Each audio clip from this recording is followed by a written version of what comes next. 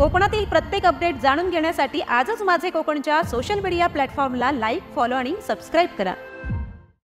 पेझारी अलिबाग मार्गावरती खड्ड्यांमुळे होणाऱ्या अपघातात वाढ होत चाललेली आहे। पळी गावाजवळ खड्ड्यात आदळून पिकअप वाहन पलटी झाले आहे। पेण बाजूकडून अलिबागकडे जाताना हा अपघात झालाय। वाहन चालक या अपघातामध्ये जखमी झाला आहे। वाहन चालक व प्रवासी वर्गातून सध्या संताप व्यक्त केला जात आहे। अपघातांमुळे महामार्गावरती वाहतुकीचा तासनतास खोळंबा देखील होत आहे। वडखळ अलिबाग रस्ता खड्डेमुक्त करण्याची मागणी सध्या स्थानिक आणि प्रवासी वर्गाकडून होत आहे।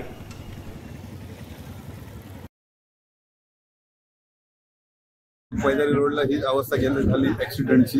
गेल्या वर्षी पण हे असंच चालू होतं। ते खड्डे काही बुजवल्यानंतर ते ऍक्सिडेंट थांबले आणि या वर्षी खड्डे त्याच जागी खड्डे पडलेले आहेत आणि ते ऍक्सिडेंट होत आहेत त्याच जागी परत।